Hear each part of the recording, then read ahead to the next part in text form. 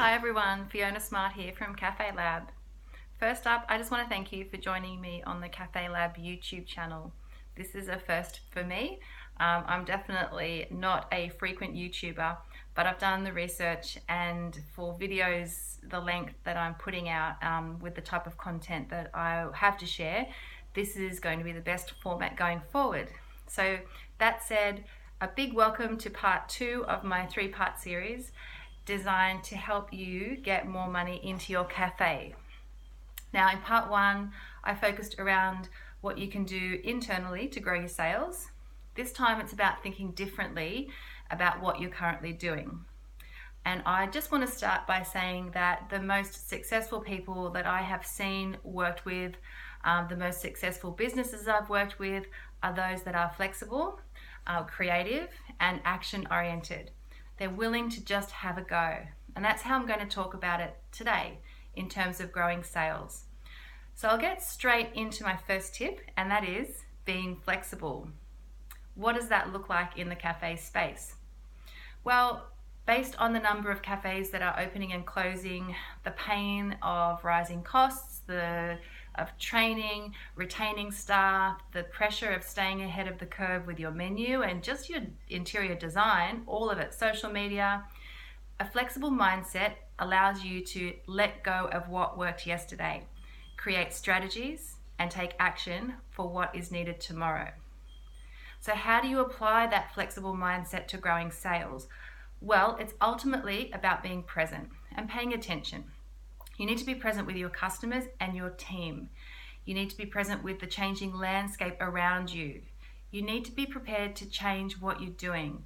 You need to let go of things that aren't working.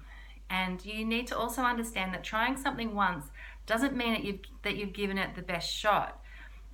Also, you need to get the data on the things that you do try and just keep that information. So a business I worked with recently, they opened up about 12 months ago, and they did a great job when they opened up. They visited all the local businesses, they did a discount coffee cart, they were warm, friendly, welcoming. 12 months later, their sales have significantly decreased. I did an analysis of that area, and what I saw was that in the last 6 months, there were 3 new cafes that had opened up in that area. Now, what was apparent was that with this 3 new coffee outlets was also the decline of their business.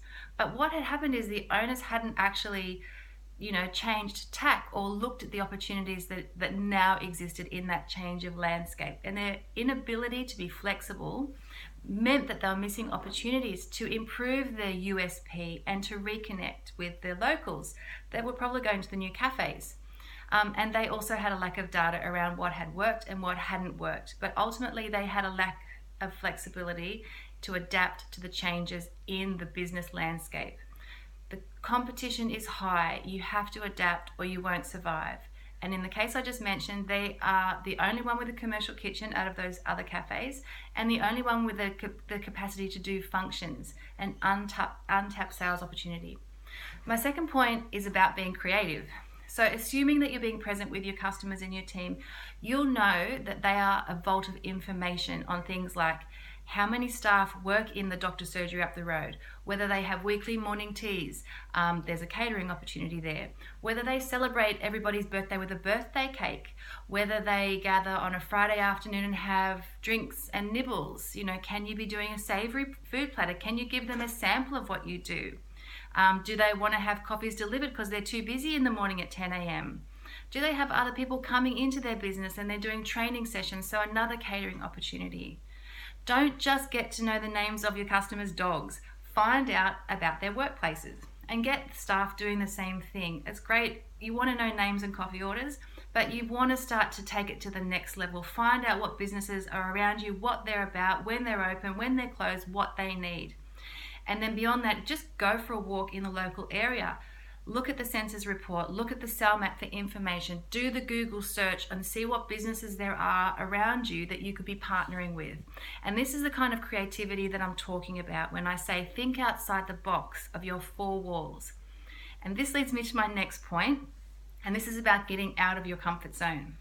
Now, I personally seem to love a challenge, but I do hate it at the same time. But for me, I don't like salesy selling.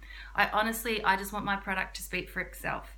And in my cafes, that was easy because I had a great product, great fit out, great team. There was a formula that got the customers in the door. But what are you going to try? So if this means that you've got to go and meet some new faces, meet the secretary at the local school and talk about partnering for coffee for their next fete, and you hate the idea of it, well, guess what? It probably means you have to do it. Discomfort precedes growth. Don't be afraid to step out of your comfort zone and do what you have to do to create new revenue streams into your store. Like me making videos about trying to generate, new business, right? This is honesty. But I know I have value, and I just have to find a way to express that value. So this is me stepping out of my comfort zone. What are you going to do differently? How are you going to step out of your comfort zone? And this brings me to my last point, which is about taking action. And this is actually one of the biggest areas that I see people failing or letting themselves down in their businesses.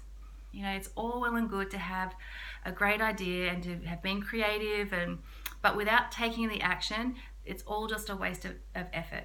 So don't overthink things. I tell myself this as well. Just take action. Don't aim for perfection.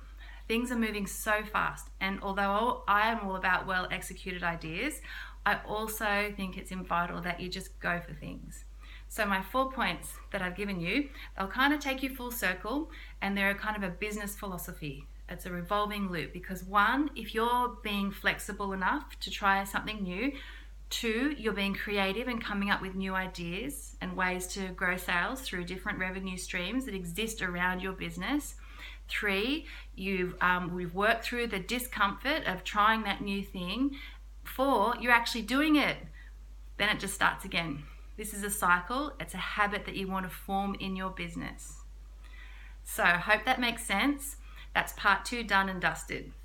So think about what you have to offer, what capacity your business has to expand into new revenue streams. Push through the hard stuff. I'm doing it. You can do it. Just go for it.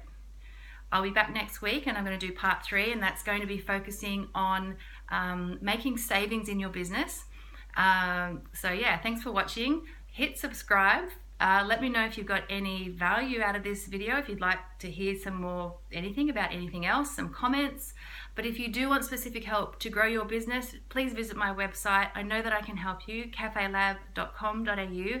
Have a great week wherever you are in the world.